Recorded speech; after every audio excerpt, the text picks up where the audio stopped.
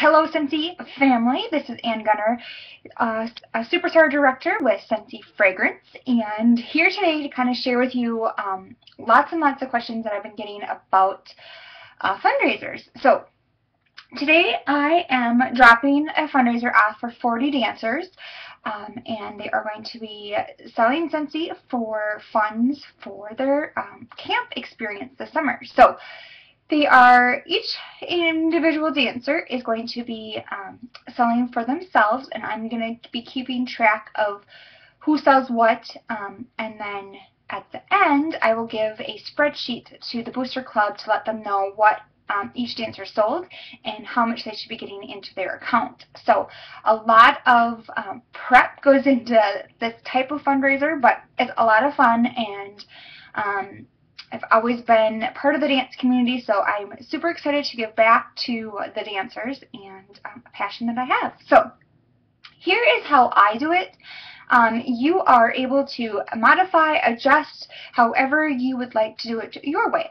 Since we're all business owners, we can all do it our own special way. So this is what I do, and again, feel free to take and modify what you would like.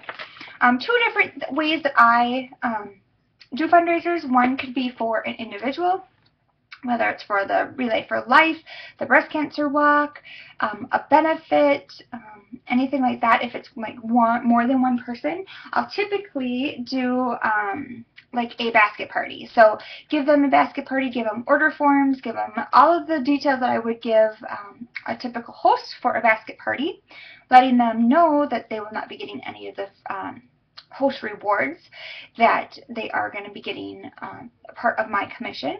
So that's kind of how it differs for like maybe a large group like I'm doing with this dance team. Obviously, again, they're not getting any host rewards. They will be getting my commission versus the rewards.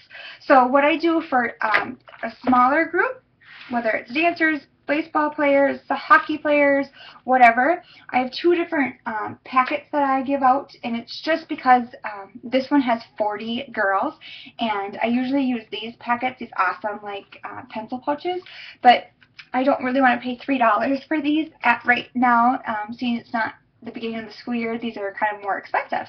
So I found these awesome, they're almost like a money pouch at Office Depot that work really, really well. So I fill these, and I'm going to give one to each dancer for the 2 weeks that they're going to be selling. So I have that, and then I have a packet that I fill full of information that they have. So we're going to start here with this packet. I put my label on it, so they have all my information. They can get a hold of me right when they're taking orders if they have questions. But then this is the typical fundraising packet, kind of just modified. I didn't have time to order envelopes and get them all ready for this fundraiser, but I just kind of modified it myself. So I took a copy of the recap. So this will tell you who ordered, the subtotal, the tax, the amount, and then it will let the dancers know that they should keep track of how they paid, so that when I get the orders in, most of the time I have to cross-reference and make sure that I have all the cash, that I have all the checks, that sort of thing. So that's that. And then underneath I staple these two sheets together, and then the bottom one I just actually taped the bottom so it wouldn't flap up. But this again is just the fundraising instructions that Scentsy Corporate has for us, and I just basically put in the tax rate. I say that there's going to be no shipping with 40 dancers selling. I don't think that there's going to be a shipping problem, that they'll get an order over $150. I let them know when the exact date of closing is, and then you know, letting them know at the end that I want everything back that they don't use. Catalogs, order forms, all of the testers, that sort of thing, because it all costs money. So, and I'm wanting to be able to reuse anything that they do not use. So that's kind of just my big envelope. I used 11 by 13, and so then they're just going to put all of their orders in here, and this will get mailed back to me.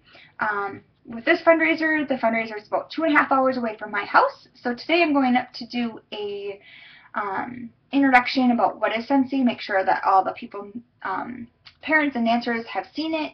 I'll bring one warmer of each size, one type of each size warmer and style, a bar of wax, a scent circle. Like, I'll bring one of everything just so that they can see it, they can touch it, they can know how big it is, how small it is, that sort of thing. So that's that. But in this packet that everyone will get is a few documents that I do. I just started doing this because I was starting to lose some of my product. So I made everything's backwards.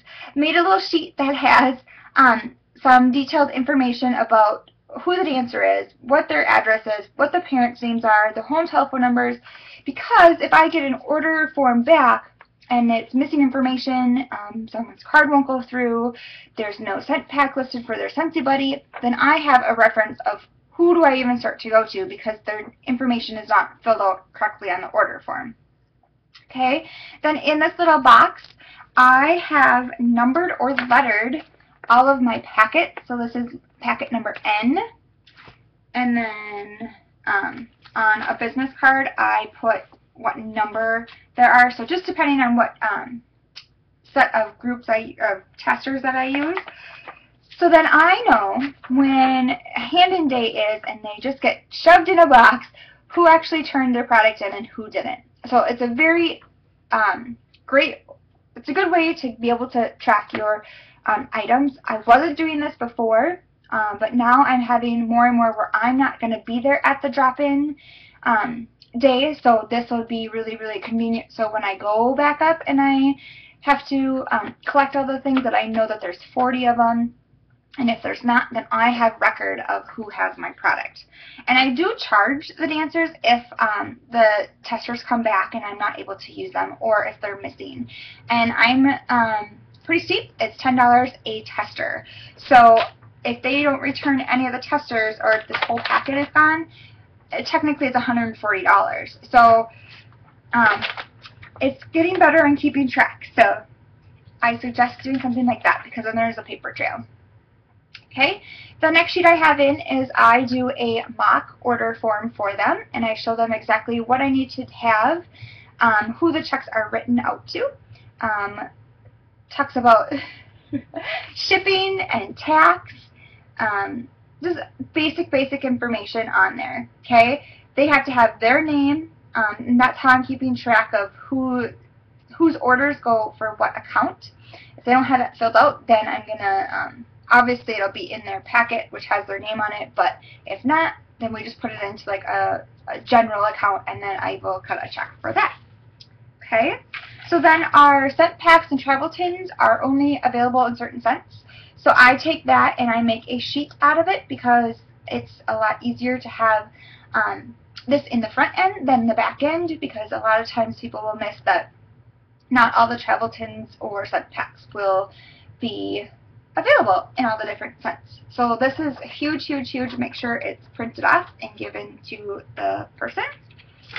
I always throw in a scent of the month and a flyer of the warmer of the month so they can order off of that.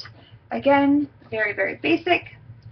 I throw in one of the like showcase brochure, I mean that's not showcase brochure, but these little tear-offs, I don't know what they're, product list, and it just gives one of every style warmer that we have and all the products that we have. It does not have layers listed on here. That would be something that if you wanted to make a separate sheet. I feel that layers is pretty laid out in the catalog, so it's pretty easy, self-explanatory for them. So if you're a part of my team, I have all of this information that I'm going to show you right here on this form in the My Family website that you can go and you can just adjust to your team. And it's just very basic information about when you're handing out the fundraiser, when you're handing it back in, who do you talk to if you have questions, payments. It talks about the samples, that they need to be returned back to me. Order forms lets them know, that there's a sample sheet in here, but I also need the names, address, phone numbers, And then give the person purchasing at the last 2 sheets of their order form, because then they have record of if the dancer doesn't get the items to them, or if something they feel like they ordered more than what they got, then they have that information. And then it also has my contact information on it if they want to add to their order or anything before we close the party. How to order off the website is on the back. Delivery time. I do a payout, and I do 2 separate ways to pay out because I want to reward the team or person that does a lot of work. So I do 2 tiers, if it's under $2,000 or if it's over $2,000 before tax. So I do my breakout that way. And I give prizes to the top 3 dancers that are really go-getters and that go and get orders and work towards their camp fee for this one. And then I also do a scent circle for every dancer or participant that places any orders, has any orders, gets Grandma and Grandpa all ready to rock and roll. Okay, so I put all of that information in this guy. So when they go out and they are getting orders, then they can just take this, and then they can just take one of their packs. So in the pack, this time I have 14 testers. It doesn't always 14. Sometimes it's more, sometimes it's less. This one I feel like if you give them more samples, that it's a little bit better turnout. People will purchase a little bit more. And it's typically the scents that I have in the pouch. So I will do spring, summer, or fall, winter, depending on what season we're in. So I will do at least 4 of the brand new scents that are out, 4 to 5, depending on what I have personally for testers. And then I will do favorites are probably my next, and depending on type of season again, whether it's like the fall, winter, I put in at least 1 or 2 bakeries. You know, some of the more warmer scents. And then for spring, summer, I love to put in, you know, springy, summery scents that they are going to love, because we like to transition with our wax as our seasons here in Minnesota go throughout the year. So in here I have 14 testers. I have 2 catalogs. I choose to do the catalog. You can use the showcase brochure, which is the fundraising brochure, and the only difference is that there's combine and save packages in the catalog, and there is not combine and save packages in the showcase brochure or the fundraising brochure. So it's totally up to you. What you want to do is your business. Again, like I said in the beginning, I feel like giving the discount of the combine and saves to our customers, and other people like to use the showcase brochure because there are no packages, so that they actually can give the organization more money when they enter the order.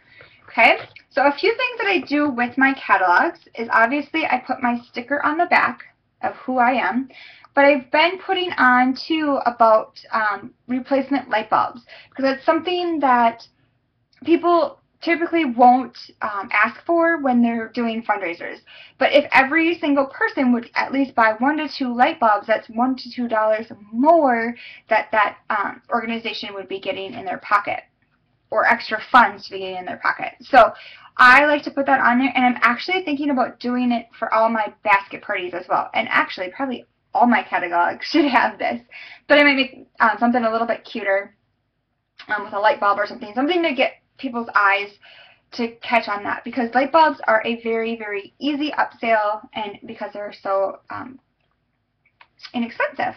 But on page 53 of the Spring Summer 2014 catalog, I put on a little sticker about scent packs and travel tins, saying to see the half sheet of piece of paper that I've put in their folder or their envelope, because it says right on here that not all scents are listed or that come in it, but it's a lot easier to, you know, give as much education about that beforehand than afterhand, because then you don't have to call them looking for the customer trying to get a new scent for them because they picked a scent that doesn't come in that.